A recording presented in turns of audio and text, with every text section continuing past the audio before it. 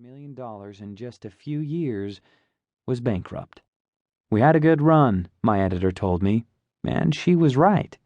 The money had paid for my kids' school and our mortgage, and had given me confidence that we'd be able to deal with the additional expenses of a second child, which we hoped to have in the near future. But now, the flow of cash from that fat pipeline into our bank account slowed to a trickle, and reality began to sink in.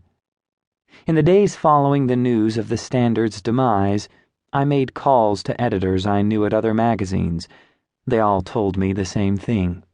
They had a backlog of stories, and even if they were to have an assignment for me, they wouldn't be able to pay the same word rate as in previous months.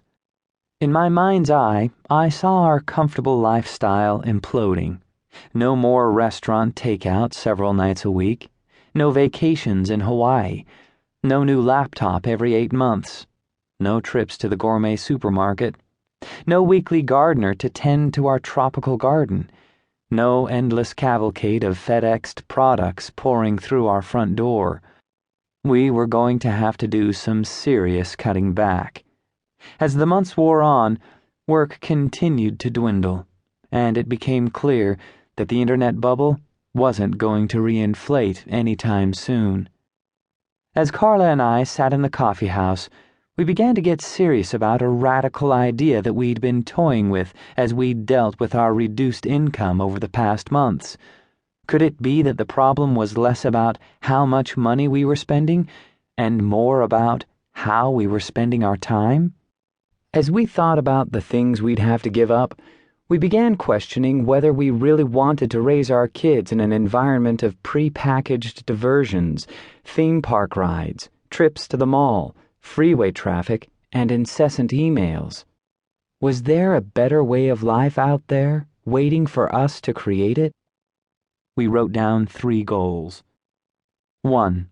To take more control of our lives. 2. To cut through the absurd chaos of modern life and find a path that was simple, direct, and clear. 3. To forge a deeper connection and a more rewarding sense of involvement with the world around us. These goals looked awfully good on paper, but how were we actually going to achieve them?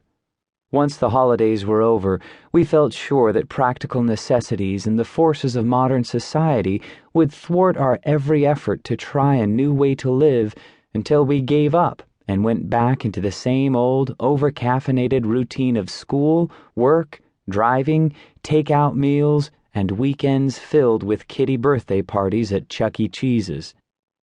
I'm not sure which of us said it first, but we eventually agreed that the solution was to chuck everything and move to Rarotonga. Rarotonga is a remote island in the South Pacific, part of the Cook Island nation. Measuring 6 miles end to end, it's about 1/5 the size of the Hawaiian island of Kauai. Carla and I had spent a week in Rarotonga in 1994, and we'd fallen in love with its slow pace, its tropical lushness, and its natural beauty. Life in Rarotonga, we recalled, was simpler. People expected, and were satisfied by, less. The focus wasn't on getting ahead, it was on communing with nature and sharing music, food, dance, and craft. With its wild splendor, bountiful fruit trees, and lovely weather, the island seemed a place where human beings were meant to live. Plus, there was the exotic appeal. Imagine living on an emerald speck in the middle of the South Pacific, thousands of miles from any continent, where life moves at its own pace, what the locals call Raro time. Travel writer Arthur Fromer dubbed Rarotonga the 3rd most beautiful island in the South Pacific, behind Tahiti's Moorea and Bora Bora, and James Michener ranked it above Tahiti in beauty, climate, and the hospitality of the native people.